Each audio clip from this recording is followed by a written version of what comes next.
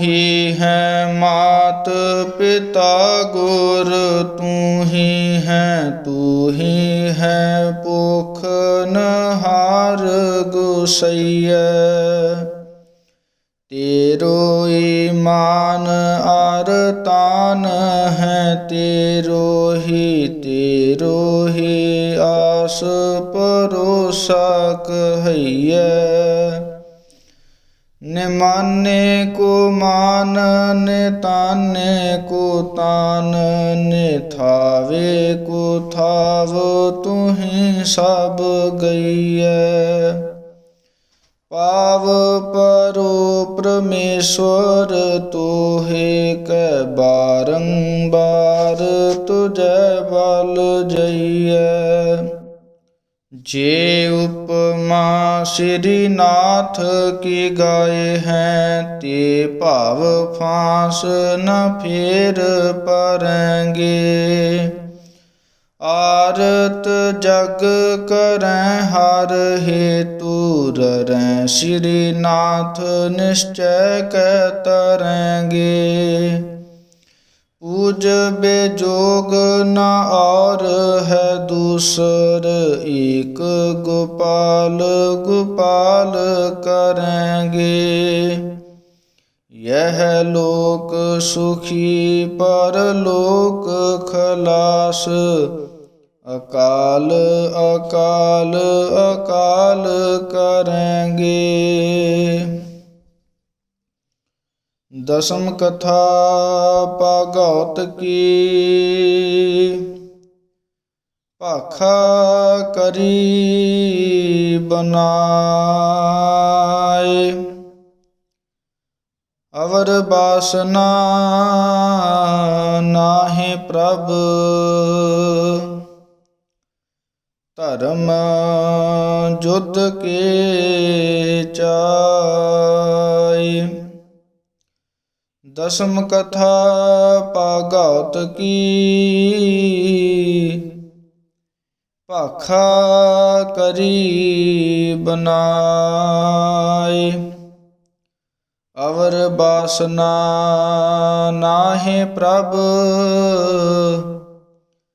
धर्म युद्ध के चाय।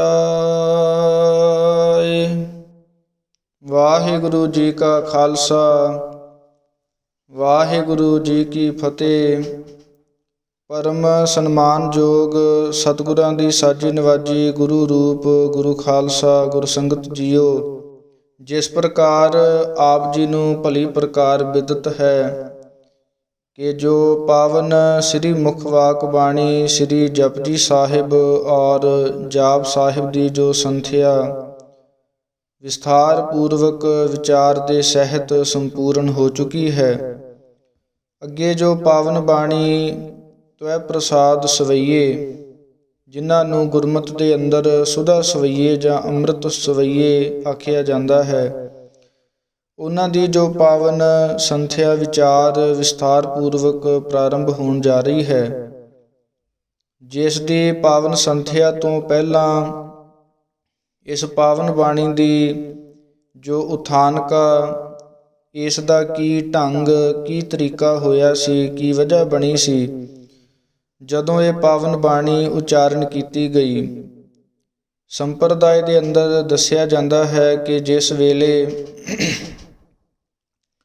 ਸਾਹਿਬ ਸ੍ਰੀ ਗੁਰੂ ਤੇਗ ਬਹਾਦਰ ਮਹਾਰਾਜ ਜੀ ਸੰਸਾਰ ਦਾ ਉਧਾਰ ਕਰਦਿਆਂ ਹੋਇਆਂ ਜਿਸ ਵੇਲੇ ਰਾਜਾ ਰਾਮ ਸਿੰਘ ਆਪ ਜੀ ਨੂੰ ਅਸਾਮ ਵੱਲ ਲੈ ਕੇ ਗਿਆ ਅਤੇ ਉਹਨਾਂ ਉੱਪਰ ਜਿਹੜਾ ਬਹੁਤ ਭਾਰੀ ਕਸ਼ਟ ਆਇਆ ਹੋਇਆ ਸੀ, ਜਿਹੜੇ ਅਸਾਮੀ ਲੋਕ ਹਨ ਬੜੇ ਟੂਣੇ ਟਾਮਣ ਵਾਲੇ ਔਰ ਬੜੀਆਂ ਬੜੀਆਂ ਸ਼ਕਤੀਆਂ ਦੇ ਮਾਲਕ ਨੇ, ਅਤੇ ਉੱਥੋਂ ਦੇ ਇੱਕ ਜਿਹੜੀ ਜੋ ਗੁਰਦੁਆਰਾ ਪਾਵਨ ਸ਼੍ਰੀ ਧੋਬੜੀ ਸਾਹਿਬ ਜਾਂ ਜਿਸ ਨੂੰ ਧੂਬਰੀ ਸਾਹਿਬ ਵੀ ਆਖਿਆ ਜਾਂਦਾ ਹੈ, ਅਤੇ ਉਸ ਅਸਥਾਨ 'ਤੇ ਸਤਿਗੁਰੂ ਜੀ ਦੇ ਮਹਾਨ ਕੌਤਕ ਵਰਤਾਏ, ਜਿਹੜੀ ਇੱਕ ਮਹਾਨ ਸ਼ਕਤੀਆਂ ਵਾਲੀ ਜਿਹੜੀ ਧੋਬਣ ਸੀ, ਜਿਹੜੀ ਬਹੁਤ ਰਾਜੇ ਦੀ ਸੈਨਾ ਨੂੰ ਔਰ ਰਾਜੇ ਨੂੰ ਕਸ਼ਟ ਪਹੁੰਚਾ ਕਰਕੇ ਆਪਣੀਆਂ ਸ਼ਕਤੀਆਂ ਦੇ ਨਾਲ ਫੌਜ ਨੂੰ ਘਾਇਲ ਕਰ ਦਿੰਦੀ ਸੀ। ਔਰ ਉੱਥੇ ਹੀ ਰਾਜਾ ਰਾਮ ਸਿੰਘ ਦੀ ਜਿਹੜੇ ਦਾਦਾ ਜੀ ਸਨ, ਉਹਨਾਂ ਨੂੰ ਵੀ ਇਸ ਧੋਬਣ ਨੇ ਆਪਣੀ ਸ਼ਕਤੀ ਦੇ ਨਾਲ ਕਮਲਿਆਂ ਕਰਕੇ ਇਸ ਰਾਜ ਦੇ ਵਿੱਚੋਂ ਭਜਾ ਦਿੱਤਾ ਸੀ ਔਰ ਨਾਲ ਹੀ ਉਸ ਨੂੰ ਕਮਲਿਆਂ ਕਰਕੇ ਮਾਰ ਦੇਣਾ ਕੀਤਾ ਸੀ।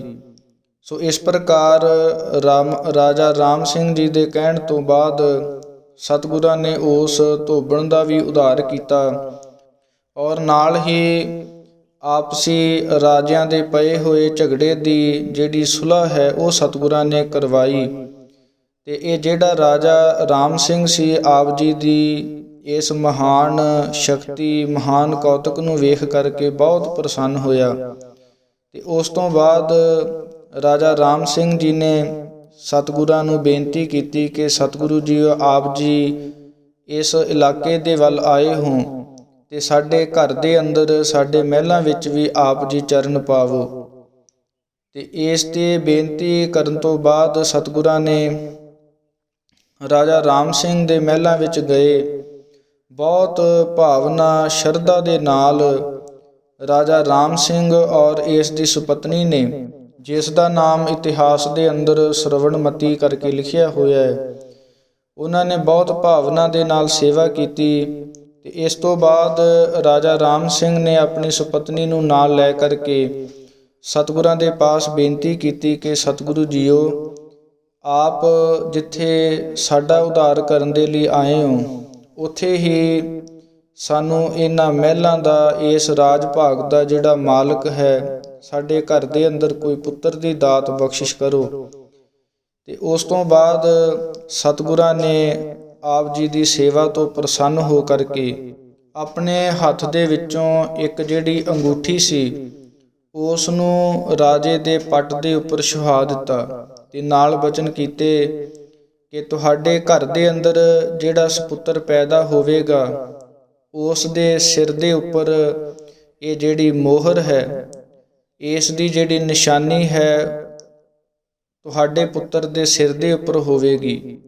ਇਸ ਪ੍ਰਕਾਰ ਸਤਿਗੁਰਾਂ ਦੇ ਬਚਨ ਕਰਨ ਕਰਕੇ ਰਾਜੇ ਦੇ ਘਰ ਦੇ ਅੰਦਰ ਇੱਕ ਪੁੱਤਰ ਦੀ ਜੋ ਦਾਤ ਹੈ ਉਹ ਪ੍ਰਾਪਤ ਹੋਈ, ਜਿਸ ਦੇ ਜਨਮ ਲੈਣ ਤੋਂ ਬਾਅਦ ਪੁੱਤਰ ਦਾ ਨਾਮ ਰਾਜਾ ਰਤਨ ਰਾਏ ਕਰਕੇ ਰੱਖਿਆ ਗਿਆ।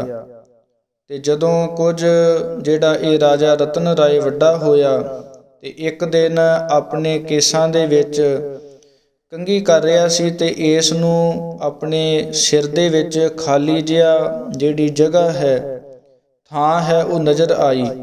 ਮਨ ਦੇ ਵਿੱਚ ਵਿਚਾਰ ਕੀਤੀ ਕਿ ਹੋ ਸਕਦਾ ਹੈ ਕਿ ਛੋਟੇ ਹੁੰਦਿਆਂ ਕੋਈ ਸਿਰ ਦੇ ਵਿੱਚ ਸੱਟ ਵੱਜੀ ਹੋਵੇ, ਉਦੋਂ ਤੋਂ ਇਹ ਜਿਹੜੀ ਜਗ੍ਹਾ ਹੈ, ਇਸ ਜਗ੍ਹਾ ਦੇ ਉੱਪਰ ਸੱਟ ਲੱਗਣ ਕਰਕੇ ਐਸੀ ਥਾਂ ਬਣ ਗਈ ਹੋਵੇ। ਪਰ ਨਾਲ ਹੀ ਖਿਆਲ ਆਇਆ ਕਿ ਕਿਉਂ ਨਾ ਮਾਤਾ ਜੀ ਨੂੰ ਪੁੱਛਿਆ ਜਾਵੇ। ਇਸ ਤਰ੍ਹਾਂ ਰਤਨ ਰਾਏ ਨੇ ਮਾਤਾ ਜੀ ਨੂੰ ਇਹ ਪੁੱਛਿਆ ਕਿ ਮਾਤਾ ਜੀ ਦੱਸਣਾ ਕਰੋ ਕਿ ਇਹ ਸਿਰ ਦੇ ਉੱਪਰ ਖਾਲੀ ਥਾਂ ਕਿਉਂ ਹੈ। ਤਾਂ ਉਸ ਵੇਲੇ ਮਾਤਾ ਜੀ ਨੇ ਆਪ ਜੀ ਨੂੰ ਦੱਸਿਆ ਕਿ ਹੇ ਪੁੱਤਰ ਜੀਓ, ਇਹ ਜਿਹੜੀ ਨਿਸ਼ਾਨੀ ਹੈ, ਤੁਸੀਂ ਸਾਹਿਬ ਸ੍ਰੀ ਗੁਰੂ ਤੇਗ ਬਹਾਦਰ ਮਹਾਰਾਜ ਜੀ ਦੇ ਬਚਨਾਂ ਤੋਂ ਪੈਦਾ ਹੋਏ ਹੋ। ਉਹਨਾਂ ਨੇ ਸਾਨੂੰ ਵਰ ਰੂਪ ਬਚਨ ਆਖੇ ਸਨ ਤੇ ਨਾਲ ਆਖਿਆ ਸੀ ਕਿ ਤੁਹਾਡੇ ਪੁੱਤਰ ਦੇ ਸਿਰ ਦੇ ਉੱਪਰ ਇਹ ਜਿਹੜੀ ਮੋਹਰ ਦੀ ਨਿਸ਼ਾਨੀ ਹੋਵੇਗੀ।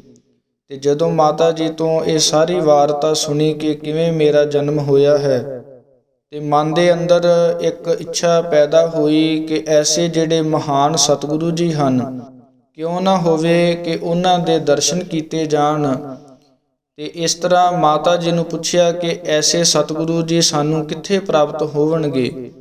ਤੇ ਮਾਤਾ ਜੀ ਨੇ ਆਖਿਆ ਕਿ ਉਹਨਾਂ ਮਹਾਨ ਸਤਿਗੁਰਾਂ ਸਾਹਿਬ ਸ੍ਰੀ ਗੁਰੂ ਤੇਗ ਬਹਾਦਰ ਜੀ ਨੂੰ ਤਾਂ ਜਿਹੜਾ ਔਰੰਗਾ ਹੈ, ਉਸ ਨੇ ਦਿੱਲੀ ਬੁਲਾ ਕਰਕੇ ਬਹੁਤ ਤਸੀਹੇ ਦੇ ਕਰਕੇ, ਬਹੁਤ ਕਸ਼ਟ ਦੇ ਕਰਕੇ ਉਹਨਾਂ ਨੂੰ ਚਾਂਦਨੀ ਚੌਂਕ ਦੇ ਵਿੱਚ ਸ਼ਹੀਦ ਕਰ ਦੇਣਾ ਕੀਤਾ ਹੈ। ਪਰ ਉਹਨਾਂ ਦੀ ਥਾਂ ਦੇ ਉੱਪਰ ਉਹਨਾਂ ਦੇ ਸਪੁੱਤਰ ਸਾਹਿਬ ਸ੍ਰੀ ਗੁਰੂ ਗੋਬਿੰਦ ਸਿੰਘ ਮਹਾਰਾਜ ਜੀ ਵਿਰਾਜਮਾਨ ਹਨ ਤੇ ਉਹਨਾਂ ਦੇ ਆਪ ਜੀ ਦਰਸ਼ਨ ਕਰ ਸਕਦੇ ਹੋ। ਤੇ ਇਸ ਪ੍ਰਕਾਰ ਰਾਜਾ ਰਤਨ ਰਾਏ ਨੇ ਮਨ ਦੇ ਅੰਦਰ ਖਿਆਲ ਕੀਤਾ ਕਿ ਐਸੇ ਜੋ ਸਤਿਗੁਰੂ ਸਾਹਿਬ ਸ੍ਰੀ ਗੁਰੂ ਗੋਬਿੰਦ ਸਿੰਘ ਮਹਾਰਾਜ ਜੀ ਹਨ, ਉਹਨਾਂ ਨੂੰ ਕਿਸ ਪ੍ਰਕਾਰ ਦੀਆਂ ਜਿਹੜੀਆਂ ਭੇਟਾਵਾਂ ਹਨ ਉਹ ਅਰਪਣ ਕੀਤੀਆਂ ਜਾਣ। ਤੇ ਅੱਗੇ ਤੋਂ ਅੱਗੇ ਪਤਾ ਕਰਵਾਇਆ ਗਿਆ। ਇੱਕ ਗੁਰਸਿੱਖ ਨੇ ਦੱਸ ਪਾਈ ਕਿ ਜਿਹੜੇ ਹੁਣ ਗੁਰੂ ਨਾਨਕ ਸਾਹਿਬ ਮਹਾਰਾਜ ਜੀ ਦੀ ਗੱਦੀ ਦੇ ਉੱਪਰ ਵਿਰਾਜਮਾਨ ਹਨ, ਸੁਸ਼ੋਭਿਤ ਹਨ, ਉਹਨਾਂ ਨੂੰ ਜੇ ਕੋਈ ਸ਼ਸਤਰ ਆਦਿਕ, ਘੋੜੇ ਆਦਿਕ, ਹਾਥੀ ਆਦਿਕ ਭੇਟਾ ਕਰੇ ਤੇ ਉਹ ਬਹੁਤ ਉਸ ਦੇ ਨਾਲ ਪ੍ਰੇਮ ਕਰਦੇ ਨੇ, ਬਹੁਤ ਖੁਸ਼ ਹੁੰਦੇ ਨੇ। ਤੇ ਇਸ ਪ੍ਰਕਾਰ ਜਿਹੜਾ ਇਹ ਰਾਜਾ ਰਤਨ ਰਾਏ ਸਨ, ਇਹਨਾਂ ਨੇ ਸਤਿਗੁਰਾਂ ਦੇ ਕੋਲ ਪਾਸ ਜਾਣ ਤੋਂ ਪਹਿਲਾਂ ਸਾਰੀ ਜਿਹੜੀ ਤਿਆਰੀ ਸੀ ਉਹ ਕਰਨਾ ਕੀਤੀ। ਇੱਕ ਜਿਹੜਾ 5 ਕਲਾ ਸ਼ਸਤਰ ਤੇ 5 ਜਿਹੜੇ ਘੋੜੇ ਸਨ, ਬਹੁਤ ਕੀਮਤ ਵਾਲੇ, ਚੰਗੇ, ਜਿਹੜੇ ਚਾਲ ਦੇ ਵਿੱਚ ਵੀ ਚੰਗੇ, ਸਰੀਰ ਕਰਕੇ ਵੀ ਚੰਗੇ, ਔਰ ਨਾਲ ਹੀ ਇੱਕ ਜਿਹੜਾ ਪ੍ਰਸਾਦੀ ਚਿੱਟੇ ਰੰਗ ਦਾ ਹਾਥੀ ਸੀ ਉਸ ਨੂੰ ਖਰੀਦਿਆ। ਤੇ ਉਸ ਹਾਥੀ ਦੇ ਅੰਦਰ ਬਹੁਤ ਚੰਗੇ ਚੰਗੇ ਜਿਹੜੇ ਗੁਣ ਸਨ ਉਸ ਨੂੰ ਸਿਖਾ ਦਿੱਤੇ। ਇਸ ਪ੍ਰਕਾਰ ਰਤਨ ਰਾਏ ਨੇ ਕੀਮਤੀ ਵਸਤਰ, ਸੋਨੇ ਆਦਿਕ ਬਹੁਤ ਤਰ੍ਹਾਂ ਦੀਆਂ ਵਸਤੂਆਂ ਲੈ ਕਰਕੇ ਸਤਿਗੁਰਾਂ ਦੇ ਦਰਸ਼ਨ ਕਰਨ ਦੇ ਲਈ ਜਿਸ ਵੇਲੇ ਸ੍ਰੀ ਅਨੰਦਪੁਰ ਸਾਹਿਬ ਵਿਖੇ ਪਹੁੰਚੇ, ਸਤਿਗੁਰਾਂ ਨੂੰ ਜਾ ਕਰਕੇ ਨਮਸਕਾਰ ਕੀਤੀ। ਔਰ ਉਸ ਤੋਂ ਬਾਅਦ ਜੋ ਇਹ 5 ਕਲਾ ਸ਼ਸਤਰ, ਪ੍ਰਸ਼ਾਦੀ, ਹਾਥੀ ਔਰ ਘੋੜੇ ਆਦਿਕ ਸਤਿਗੁਰਾਂ ਦੇ ਪਾਸ ਅਰਪਣ ਕੀਤੇ। ਤੇ ਉਸ ਵੇਲੇ ਸਤਿਗੁਰਾਂ ਨੇ ਜਦੋਂ ਇਸ ਦਾ ਇਹ 5 ਕਲਾ ਸ਼ਸਤਰ ਵੇਖਿਆ ਤੇ ਬਚਨ ਕੀਤੇ ਕਿ ਇਹ ਕੈਸਾ ਸ਼ਸਤਰ ਹੈ, ਤਾਂ ਉਸ ਵੇਲੇ ਰਤਨ ਰਾਏ ਨੇ ਆਖਿਆ ਕਿ ਸਤਿਗੁਰੂ ਜੀਓ, ਇਹ ਜਿਹੜਾ ਐਸਾ ਇੱਕ ਸ਼ਸਤਰ ਹੈ ਕਿ ਇਸ ਦੇ ਨਾਲ, ਇੱਕੋ ਸ਼ਸਤਰ ਦੇ ਨਾਲ 5 ਸ਼ਸਤਰ ਪੈਦਾ ਹੋ ਜਾਂਦੇ ਨੇ। ਇਸ ਸ਼ਸਤਰ ਦੇ ਉੱਪਰ ਜਿਹੜੀ ਇਹ ਕਲਾ ਟੋਪੀ ਲੱਗੀ ਹੋਈ ਹੈ, ਇਸ ਨੂੰ ਇੱਕ ਵਾਰ ਦੱਬਣ ਕਰਕੇ ਜਿਹੜਾ ਪਿਸਤੌਲ ਹੈ ਉਹ ਬਣ ਜਾਂਦਾ ਹੈ। ਜੇ ਫਿਰ ਇਸ ਕਲਾ ਨੂੰ ਦੱਬ ਦਿਓ ਤੇ ਫਿਰ ਜਿਹੜੀ ਸ੍ਰੀ ਸਾਹਿਬ ਹੈ ਉਹ ਬਣ ਜਾਂਦੀ ਹੈ। ਇਸ ਪ੍ਰਕਾਰ ਇਹ ਜਿਹੜਾ ਰਤਨ ਰਾਏ ਸੀ, ਇਸ ਨੇ ਉਸ ਸ਼ਸਤਰ ਦੀਆਂ 5 ਵਾਰ ਕਲਾ ਦੱਬ ਕਰਕੇ 5 ਜਿਹੜੇ ਸ਼ਸਤਰ ਸਨ ਉਹ ਸਤਿਗੁਰਾਂ ਨੂੰ ਬਣਾ ਕੇ ਦਿਖਾਏ। ਸਤਿਗੁਰੂ ਜੀ ਇਸ ਪ੍ਰਕਾਰ ਦਾ ਦ੍ਰਿਸ਼ ਦੇਖ ਕਰਕੇ ਬਹੁਤ ਪ੍ਰਸੰਨ ਹੋਏ ਤੇ ਇਹ ਕਹਿਣ ਲੱਗੇ ਕਿ ਇਹ ਕੈਸਾ ਅਜੀਬ ਪ੍ਰਕਾਰ ਦਾ ਜਿਹੜਾ ਸ਼ਸਤਰ ਹੈ। ਤੇ ਇਸ ਤੋਂ ਬਾਅਦ ਸਤਿਗੁਰਾਂ ਨੂੰ ਜਿਹੜਾ ਲਿਆਂਦਾ ਹੋਇਆ ਪ੍ਰਸਾਦੀ ਚਿੱਟੇ ਰੰਗ ਦਾ ਜਿਹੜਾ ਹਾਥੀ ਸੀ ਉਹ ਅਰਪਣ ਕੀਤਾ। ਤੇ ਨਾਲ ਹੀ ਰਾਜੇ ਰਤਨ ਰਾਏ ਨੇ ਆਖਿਆ ਕਿ ਸਤਿਗੁਰੂ ਜੀਓ, ਇਹ ਜਿਹੜਾ ਹਾਥੀ ਹੈ ਇਹ ਬਹੁਤ ਅਨੋਖਾ ਔਰ ਬਹੁਤ ਹੀ ਅਜੀਬ ਕਿਸਮ ਦਾ ਜਿਹੜਾ ਇਹ ਹਾਥੀ ਹੈ। ਇਹ ਕੋਈ ਵੀ ਇਸ ਕੋਲੋਂ ਜਿਹੜਾ ਸਿਆਣਾ ਮਨੁੱਖ ਹੈ, ਇਸ ਕੋਲੋਂ ਬੜੇ ਤਰ੍ਹਾਂ ਤਰ੍ਹਾਂ ਦੇ ਜਿਹੜੇ ਕੰਮ ਹੈ ਉਹ ਕਰਵਾ ਸਕਦਾ ਹੈ। ਤੇ ਉਸ ਵੇਲੇ ਰਾਜੇ ਨੇ ਇਸ਼ਾਰਾ ਕੀਤਾ ਕਿ ਜਿਹੜਾ ਸਤਿਗੁਰਾਂ ਦਾ ਜੋ ਪਾਵਨ ਜੋੜਾ ਹੈ ਉਸ ਨੂੰ ਸਾਫ਼ ਕਰਕੇ ਸਤਿਗੁਰਾਂ ਦੇ ਅੱਗੇ ਰੱਖ। ਤੇ ਉਸੇ ਪ੍ਰਕਾਰ ਹੀ ਜਿਵੇਂ ਕੋਈ ਸਿਆਣਾ ਮਨੁੱਖ ਸੇਵਾ ਕਰਦਾ ਹੈ, ਉਸੇ ਤਰ੍ਹਾਂ ਹੀ ਹਾਥੀ ਨੇ ਉਹ ਜਿਹੜਾ ਸਤਿਗੁਰਾਂ ਦਾ ਪਾਵਨ ਜੋੜਾ ਸੀ ਉਸ ਨੂੰ ਝਾੜ ਬਣਾ ਸਵਾਰ ਕਰਕੇ ਸਤਿਗੁਰਾਂ ਦੇ ਅੱਗੇ ਰੱਖ ਦਿੱਤਾ। ਔਰ ਨਾਲ ਹੀ ਆਪਣਾ ਜਿਹੜਾ ਸਿਰ ਹੈ ਉਸ ਨੂੰ ਝੁਕਾ ਕਰਕੇ ਨਮਸਕਾਰ ਕੀਤੀ। ਇਸ ਤੋਂ ਬਾਅਦ ਫਿਰ ਰਾਜੇ ਨੇ ਆਪਣੇ ਹਾਥੀ ਦੀ ਸੁੰਡ ਦੇ ਵਿੱਚ ਜਿਹੜਾ ਪਾਣੀ ਦਾ ਗੜਵਾ ਸੀ ਉਹ ਫੜਾ ਦਿੱਤਾ। ਤੇ ਜਿਵੇਂ ਕੋਈ ਸਿਆਣਾ ਗੜਵਈ ਸੇਵਕ ਸੇਵਾ ਕਰਦਾ ਹੈ ਔਰ ਸਾਰਿਆਂ ਦੇ ਜਿਹੜੇ ਹੱਥ ਧਵਾਉਂਦਾ ਹੈ, ਉਸੇ ਤਰ੍ਹਾਂ ਹੀ ਉਸ ਹਾਥੀ ਨੇ ਸਾਰਿਆਂ ਦੇ ਹੱਥਾਂ ਦੇ ਉੱਪਰ ਪਾਣੀ ਪਾ ਪਾ ਕਰਕੇ ਸਤਿਗੁਰਾਂ ਦੇ ਵੀ ਪਾਵਨ ਕਰ ਕਮਲਾਂ ਦੇ ਉੱਪਰ ਪਾਣੀ ਪਾ ਕਰਕੇ ਜਿਹੜੇ ਹੱਥ ਸਨ ਉਹਨਾਂ ਨੂੰ ਸੁੱਚੇ ਕਰਵਾਏ। ਤੇ ਫਿਰ ਸਤਿਗੁਰਾਂ ਨੇ ਉਸ ਹਾਥੀ ਦੀ ਪਰਖ ਕਰਨ ਦੇ ਲਈ ਜਿਹੜੇ ਪੱਥੇ ਦੇ ਵਿੱਚੋਂ ਬਹੁਤ ਦੂਰ ਦਰਾਡੇ ਤੱਕ ਤੀਰ ਕਮਾਨ ਦੇ ਉੱਪਰ ਚੜ੍ਹਾ ਕਰਕੇ ਤੀਰ ਛੱਡੇ। ਤੇ ਫਿਰ ਉਸੇ ਤਰ੍ਹਾਂ ਇਸ ਹਾਥੀ ਨੇ ਜਿਹੜੇ ਤੀਰ ਸਨ ਲਿਆ ਕਰਕੇ ਸਤਿਗੁਰਾਂ ਦੇ ਪੱਥੇ ਦੇ ਵਿੱਚ ਪਾ ਦੇਣਾ ਕੀਤੇ। ਇਸ ਤਰ੍ਹਾਂ ਸਤਿਗੁਰੂ ਜੀ ਇਸ ਰਤਨ ਰਾਏ ਰਾਜੇ ਦੀ ਜਿਹੜੀ ਮਹਾਨ ਸੇਵਾ ਦੇਖ ਕਰਕੇ शस्त्र बस्त्र और घोड़े हाथी देख करके बहुत प्रसन्न चित्त होए। इस तो बाद साहिब श्री गुरु गोबिंद सिंह महाराज जी ने रतन राय नूं बचन आखे कि हे रतन राय, दस तेरी कोई मंग होवे तां दस सानू। तां उस वेले इस राजा रतन राय ने सतगुरां दे पास बेनती कीती कि सतगुरु जीओ, मैनू जिहड़ा राज भाग है वो प्राप्त हो गया है, पर राज भाग प्राप्त होने तो बाद भी जिहड़ी मन की शांति है, मन की जिहड़ी टिका वाली अवस्था है, वो प्राप्त नहीं हो रही। आप जी ऐसी कोई किरपा दृष्टि, कोई मेहर करो जिस दे नाल ये राज भाग दे विच रहिंदिਆਂ होइआं भी मैनू जिहड़ी वैरागमई अवस्था है, जिहड़ी टिका वाली अवस्था है, ਉਹ ਪ੍ਰਾਪਤ ਹੋ ਜਾਵੇ ਤੇ ਮੈਨੂੰ ਰਾਜ ਭਾਗ ਵਿੱਚ ਰਹਿੰਦਿਆਂ ਹੋਇਆਂ ਇਸ ਰਾਜ ਭਾਗ ਦਾ ਜਿਹੜਾ ਮਾਣ ਹੰਕਾਰ ਹੈ ਉਹ ਨਾ ਹੋਵੇ ਤੇ ਮੈਂ ਇਸੇ ਪ੍ਰਕਾਰ ਹੀ ਆਪ ਜੀ ਦੀ ਪ੍ਰਸੰਨਤਾ ਦਾ ਪਾਤਰ ਬਣਿਆ ਰਵਾਂ ਔਰ ਮੈਨੂੰ ਆਪ ਜੀ ਦੀ ਜਿਹੜੀ ਚਰਨ ਸ਼ਰਨ ਹੈ ਉਹ ਪ੍ਰਾਪਤ ਹੁੰਦੀ ਰਵੇ। ਤੇ ਇਸ ਪ੍ਰਕਾਰ ਇਸ ਰਾਜੇ ਦੀ ਬੇਨਤੀ ਕਰਨ ਤੋਂ ਸਤਿਗੁਰਾਂ ਨੇ ਇਹ ਜੋ ਪਾਵਨ 10 ਸਵਈਏ ਜਿਹੜੇ ਸ੍ਰੀ ਦਸਮ ਗੁਰੂ ਗ੍ਰੰਥ ਸਾਹਿਬ ਜੀ ਦੇ ਅੰਦਰ ਜੋ ਅਕਾਲ ਉਸਤਤ ਬਾਣੀ ਦੇ ਅੰਦਰ ਆਉਂਦੇ ਨੇ, ਇਹ ਜਿਹੜੇ 10 ਜਿਸ ਨੂੰ ਤਵੈ ਪ੍ਰਸਾਦ ਸਵਈਏ ਜਾਂ ਸੁਧਾ ਸਵਈਏ ਜਾਂ ਅੰਮ੍ਰਿਤ ਸਵਈਏ ਕਰਕੇ ਆਖਿਆ ਜਾਂਦਾ ਹੈ, ਇਹ ਇਸ ਰਤਨ ਰਾਏ ਦੇ ਪਰਥਾਏ ਸਤਿਗੁਰਾਂ ਨੇ ਉਚਾਰਨ ਕੀਤੇ। ਉਸ ਰਾਜੇ ਨੂੰ ਉਪਦੇਸ਼ ਬਖਸ਼ਿਸ਼ ਕਰਨ ਦੇ ਲਈ, ਵੈਰਾਗਮਈ ਅਵਸਥਾ ਬਖਸ਼ਿਸ਼ ਕਰਨ ਦੇ ਲਈ। ਇੱਕ ਤਾਂ ਇਸ ਦੇ ਅੰਦਰ ਇਹ ਜਿਹੜੀ ਉਥਾਨਕਾ ਹੈ ਉਹ ਦੱਸੀ ਜਾਂਦੀ ਹੈ ਕਿ ਇਹ ਸਬੱਬ, ਇਹ ਕਾਰਨ ਬਣਿਆ ਸੀ ਕਿ ਜਿਸ ਵੇਲੇ ਜੋ ਇਹ ਪਾਵਨ ਸਵਈਆਂ ਦੀ ਬਾਣੀ ਸਤਿਗੁਰਾਂ ਨੇ ਉਚਾਰਨ ਕੀਤੀ। ਦੂਸਰਾ, ਇੱਕ ਸੰਪਰਦਾਇ ਦੇ ਅੰਦਰ ਇਹ ਵੀ ਉਥਾਨਕਾ ਦੱਸੀ ਜਾਂਦੀ ਹੈ ਕਿ ਜਦੋਂ ਸਾਹਿਬ ਸ਼੍ਰੀ ਗੁਰੂ ਗੋਬਿੰਦ ਸਿੰਘ ਮਹਾਰਾਜ ਜੀ ਨੇ 1699 ਦੀ ਵਿਸਾਖੀ ਨੂੰ ਜੋ ਪਾਵਨ ਖਾਲਸਾ ਪੰਥ ਦੀ ਸਾਜਨਾ ਕਰ ਦਿੱਤੀ ਸੀ ਤੇ ਉਸ ਤੋਂ ਕੁਝ ਸਮਾਂ ਬਾਅਦ ਇਹ ਜਿਹੜੇ ਪਹਾੜੀ ਰਾਜੇ ਸਨ, ਇਹ 22 ਧਾਰ ਦੇ ਰਾਜੇ ਸਤਿਗੁਰਾਂ ਦੇ ਪਾਸ ਸ੍ਰੀ ਅਨੰਦਪੁਰ ਸਾਹਿਬ ਗਏ ਤੇ ਉਸ ਤੋਂ ਬਾਅਦ ਸਤਿਗੁਰਾਂ ਨੇ ਇਹਨਾਂ ਨੂੰ ਇਹ ਬਚਨ ਆਖੇ ਕਿ ਇਹ 22 ਧਾਰ ਦੇ ਰਾਜਿਓ, ਹੁਣ ਦੇਖੋ ਸਾਰਿਆਂ ਨੇ ਜੋ ਪਾਵਨ ਅੰਮ੍ਰਿਤ ਦਾ ਬਾਟਾ ਹੈ ਉਹ ਤਿਆਰ ਹੋਇਆ ਸੀ ਤੇ ਚਾਹੇ ਕੋਈ ਨੀਵਾਂ ਸੀ, ਚਾਹੇ ਕੋਈ ਉੱਚੀ ਜਾਤੀ ਵਾਲਾ ਸੀ, ਸਾਰਿਆਂ ਨੇ ਇੱਕੋ ਬਾਟੇ ਵਿੱਚ ਅੰਮ੍ਰਿਤ ਛਕ ਕਰਕੇ ਸਾਰੇ ਹੀ ਜਾਤਾਂ ਪਾਤਾਂ ਨੂੰ ਭੁੱਲ ਕਰਕੇ ਜੋ ਪਾਵਨ ਗੁਰੂ ਕਾ ਚਲਾਇਆ ਹੋਇਆ ਖਾਲਸਾ ਹੈ ਉਸ ਵਿੱਚ ਸ਼ਾਮਲ ਹੋ ਗਏ ਹਨ। ਤੇ ਤੁਸੀਂ ਵੀ ਹੁਣ ਖੰਡੇ ਬਾਟੇ ਦਾ ਜਿਹੜਾ ਅੰਮ੍ਰਿਤ ਹੈ ਉਸ ਨੂੰ ਛਕ ਲੈਣਾ ਕਰੋ। ਤਾਂ ਉਸ ਵੇਲੇ ਇਹਨਾਂ ਨੇ ਆਪਣੀ ਰਾਜ ਭਾਗ ਦਾ ਜਿਹੜਾ ਹੰਕਾਰ ਕਰਦਿਆਂ ਹੋਇਆਂ ਇਹ ਗੱਲ ਆਖੀ ਕਿ ਸਤਿਗੁਰੂ ਜੀਓ, ਤੁਸੀਂ ਵੀ ਛਤਰੀ ਹੋ ਤੇ ਅਸੀਂ ਵੀ ਛਤਰੀ ਹਾਂ, ਤੁਸੀਂ ਵੀ ਗੁਰੂ ਨਾਨਕ ਸਾਹਿਬ ਮਹਾਰਾਜ ਜੀ ਦੀ ਗੱਦੀ ਦੇ ਰਾਜ ਭਾਗ ਦੇ ਮਾਲਕ ਹੋ ਤੇ ਅਸੀਂ ਵੀ ਆਪਣੋ ਆਪਣੇ ਦਾਦੇ ਪੜਦਾਦਿਆਂ ਦਾ ਜਿਹੜਾ ਰਾਜ ਭਾਗ ਸੀ ਉਸ ਦੀ ਗੱਦੀ ਦੇ ਉੱਪਰ ਉਸ ਰਾਜ ਭਾਗ ਦੇ ਮਾਲਕ ਹਾਂ ਤੇ ਆਪਾਂ ਜਿਹੜੇ ਦੋਵੇਂ, ਤੁਸੀਂ ਔਰ ਅਸੀਂ ਇੱਕੋ ਸਮਾਨ ਹਾਂ। ਤੁਸੀਂ ਵੀ ਰਾਜ ਦੇ ਮਾਲਕ ਹੋ ਤੇ ਅਸੀਂ ਵੀ, ਇਸ ਲਈ ਅਸੀਂ ਕਿਵੇਂ ਅੰਮ੍ਰਿਤ ਛਕ ਲਈਏ? ਪਰ ਫਿਰ ਵੀ ਜੇ ਤੁਸੀਂ ਆਖਦੇ ਹੋ ਤੇ ਅਸੀਂ ਅੰਮ੍ਰਿਤ ਛਕ ਲਵਾਂਗੇ, ਪਰ ਸਾਡੀਆਂ ਕੁਝ ਸ਼ਰਤਾਂ ਨੇ। ਸਤਿਗੁਰਾਂ ਨੇ ਆਖਿਆ ਕਿ ਦੱਸੋ ਕੀ ਸ਼ਰਤਾਂ ਨੇ?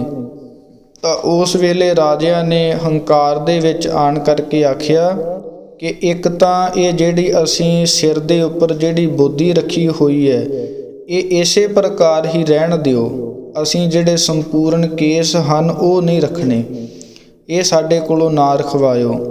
ਤੇ ਦੂਸਰਾ, ਅਸੀਂ ਇਹ ਜਿਹੜਾ ਜੰਝੂ ਪਾਇਆ ਹੋਇਆ ਇਹ ਅਸੀਂ ਨਹੀਂ ਲਾਉਣਾ, ਜਿਹੜੀ ਕਿਰਪਾਨ ਹੈ ਉਹ ਵੀ ਨਾਲ ਪਾ ਲਵਾਂਗੇ। ਤੀਸਰੀ ਸਾਡੀ ਇਹ ਸ਼ਰਤ ਹੈ ਕਿ ਅਸੀਂ ਤੇੜ ਧੋਤੀ ਬੰਨ੍ਹਦੇ ਹਾਂ, ਇਹ ਜਿਹੜੀ ਧੋਤੀ ਹੈ ਅਸੀਂ ਇਸ ਨੂੰ ਨਹੀਂ ਛੱਡ ਸਕਦੇ, ਪਰ ਅਸੀਂ ਜਿਹੜਾ ਤੁਹਾਡਾ ਕਾਰ ਕਸ਼ਹਿਰਾ ਹੈ ਉਸ ਨੂੰ ਤਾਂ ਧਾਰਨ ਕਰ ਲਵਾਂਗੇ, ਪਰ ਇਸ ਧੋਤੀ ਦਾ ਤਿਆਗ ਨਹੀਂ ਕਰਨਾ। ਇਸ ਪ੍ਰਕਾਰ ਅਸੀਂ ਜਿਹੜਾ ਠਾਕੁਰਾਂ ਨੂੰ ਜਿਹੜਾ ਭੋਗ ਲਵਾਉਣਾ ਹੈ ਉਹ ਵੀ ਅਸੀਂ ਕਰਦੇ ਰਹਿਣਾ ਹੈ। ਸਿਰ ਦੇ ਉੱਪਰ ਜਿਹੜਾ ਤਿਲਕ ਹੈ ਅਸੀਂ ਉਹ ਵੀ ਨਹੀਂ ਛੱਡਣਾ। ਇਸ ਪ੍ਰਕਾਰ ਅਸੀਂ ਠਾਕੁਰਾਂ ਦੀ ਪੂਜਾ ਵੀ ਕਰਨੀ ਹੈ ਔਰ ਮੱਥਾ ਵੀ ਟੇਕਣਾ ਹੈ, ਜਿਹੜੀ ਅਸ਼ਟਮੀ ਮਨਾਉਣੀ ਹੈ, ਇਹ ਸਾਰੇ ਜਿਹੜੇ ਕਾਰ ਵਿਹਾਰ ਅਸੀਂ ਕਰ ਲਵਾਂਗੇ, ਇਹ ਸਾਨੂੰ ਛੂਟ ਦੇ ਦਿਓ। ਫਿਰ ਅਸੀਂ ਤੁਹਾਡੇ ਪਾਸੋਂ ਜਿਹੜਾ ਅੰਮ੍ਰਿਤ ਹੈ ਉਹ ਛਕਣ ਦੇ ਲਈ ਤਿਆਰ ਹਾਂ।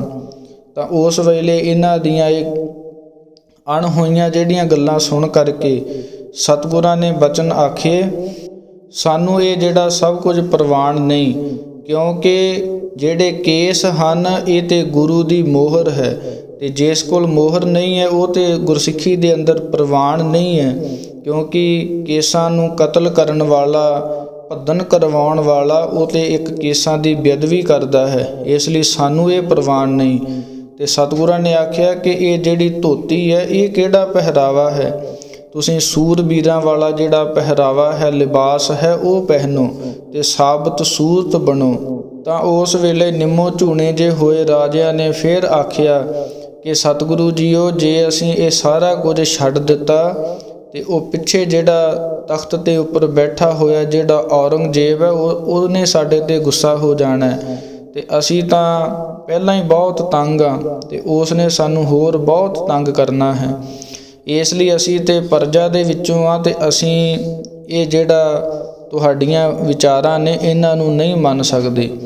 ਤੇ ਸਤਿਗੁਰਾਂ ਨੇ ਆਖਿਆ ਕਿ ਜਾਓ ਡਰਪੋਕੋ, ਤੁਹਾਡੇ ਵਰਗਿਆਂ ਦੀ ਸਾਨੂੰ ਲੋੜ ਵੀ ਨਹੀਂ। ਤੁਸੀਂ ਜੇ ਅੰਮ੍ਰਿਤ ਛਕ ਵੀ ਲੈਂਦੇ ਤੇ ਗੁਰੂ ਨਾਨਕ ਸਾਹਿਬ ਮਹਾਰਾਜ ਜੀ ਦੀ ਮਿਹਰ ਹੁੰਦੀ, ਅਸੀਂ ਅਰਦਾਸ ਬੇਨਤੀ ਕਰਦੇ, ਤੁਹਾਡਾ ਰਾਜ ਭਾਗ ਵੱਧ ਜਾਣਾ ਸੀ। ਪਰ ਤੁਸੀਂ ਅਕਿਰਤ ਘਣਾ ਨੇ ਗੁਰੂ ਘਰ ਦਾ ਕੋਈ ਪਰਉਪਕਾਰ ਨਹੀਂ ਸਮਝਣਾ ਸੀ। ਤੁਸੀਂ ਮਨ ਦੇ ਵਿੱਚ ਆਖਣਾ ਸੀ ਕਿ ਇਹ ਜਿਹੜਾ ਰਾਜ ਭਾਗ ਵਧਿਆ ਹੈ ਇਹ ਤੇ ਅਸੀਂ ਆਪਣੇ ਤੌਰ ਤਰੀਕਿਆਂ ਦੇ ਨਾਲ ਰਾਜਨੀਤੀ ਸਿਆਣਪ ਵਰਤ ਕਰਕੇ ਵਧਾਇਆ ਹੈ।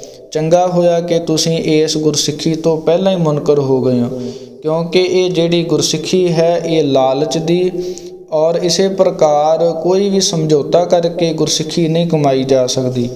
ਇਸ ਲਈ ਸ਼ੁਕਰ ਹੈ ਕਿ ਤੁਸੀਂ ਪਹਿਲਾਂ ਹੀ ਇਸ ਤੋਂ ਮਨ੍ਹਾ ਕਰ ਦਿੱਤਾ ਹੈ।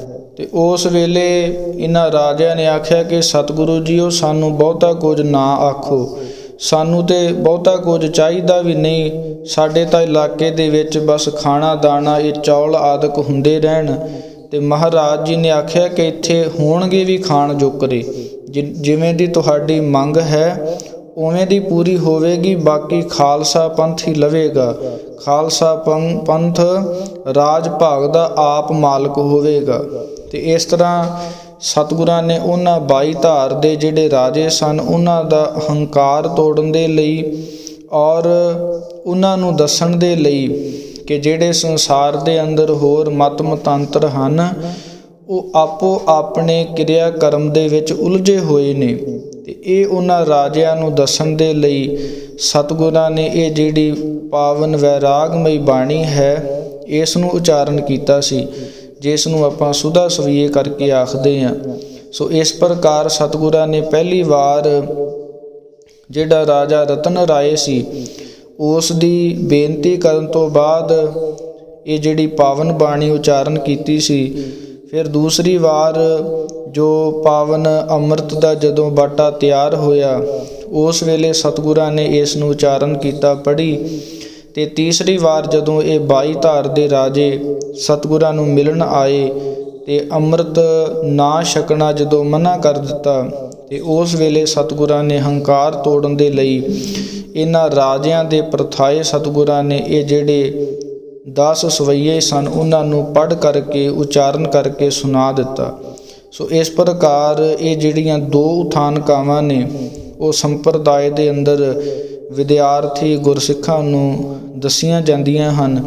ਸੋ ਇਸ ਤੋਂ ਅੱਗੇ ਜੋ ਅਗਲੇ ਟਰੈਕ ਦੇ ਅੰਦਰ ਇਸ ਪਾਵਨ ਬਾਣੀ ਦੀ ਜੋ ਵਿਸਥਾਰ ਪੂਰਵਕ ਜਿਹੜੀ ਸੰਥਿਆ ਵਿਚਾਰ ਹੈ ਉਹ ਪ੍ਰਾਰੰਭ ਹੋਵੇਗੀ। ਆਪ ਗੁਰਸਿੱਖ ਸੰਗਤਾਂ ਬਹੁਤ ਧਿਆਨ ਦੇ ਨਾਲ ਇਸ ਵਿਚਾਰ ਨੂੰ ਸੁਣ ਕਰਕੇ ਲਾਹੇ ਪ੍ਰਾਪਤ ਕਰੋ, ਅਤੇ ਜਿਹੜੇ ਹੋਰ ਕੋਈ ਸਾਡੇ ਘਰ ਪਰਿਵਾਰ ਦੇ ਅੰਦਰ ਪੁੱਤਰ ਧੀਆਂ ਗੁਰਸਿੱਖ ਮਾਈ ਭਾਈ ਹਨ ਉਹਨਾਂ ਨੂੰ ਇਸ ਜੋ ਸੰਥਿਆ ਹੈ ਇਸ ਦੇ ਨਾਲ ਜੁੜ ਕਰਕੇ ਲਾਹੇ ਪ੍ਰਾਪਤ ਕਰਨੇ ਚਾਹੀਦੇ ਹਨ, ਕਿਉਂਕਿ ਸਤਿਗੁਰਾਂ ਦਾ ਪਾਵਨ ਹੁਕਮ ਹੈ ਕਿ ਸਿੱਖੋ ਸੁਣੋ ਸੀਖ ਇਹ ਮੇਰੀ, ਬਾਣੀ ਪੜ੍ਹੋ ਸੁਧ ਗੁਰ ਕੇਰੀ। ਇਸ ਤਰ੍ਹਾਂ ਸਤਿਗੁਰਾਂ ਦੀ ਸਿੱਖਿਆ ਮੰਨਦਿਆਂ ਹੋਇਆਂ ਅਸੀਂ ਆਪ ਗੁਰਬਾਣੀ ਦੀ ਸੰਥਿਆ ਨਾਲ ਜੁੜੀਏ, ਹੋਰਨਾਂ ਨੂੰ ਜੋੜੀਏ, ਜਿਸ ਦੇ ਨਾਲ ਸਾਡਾ ਲੋਕ ਸੁਖੀਆ ਪਰਲੋਕ ਸੁਹੇਲਾ ਹੋਵੇ। ਇੰਨੀਆਂ ਕੁ ਬੇਨਤੀਆਂ ਆਪ ਜੀ ਨੇ ਪ੍ਰਵਾਨ ਕਰਨੀਆਂ ਜੀ। ਭੁੱਲ ਚੁੱਕ ਦੀ ਖਿਮਾ। ਵਾਹਿਗੁਰੂ ਜੀ ਕਾ ਖਾਲਸਾ, ਵਾਹਿਗੁਰੂ ਜੀ ਕੀ ਫਤਿਹ।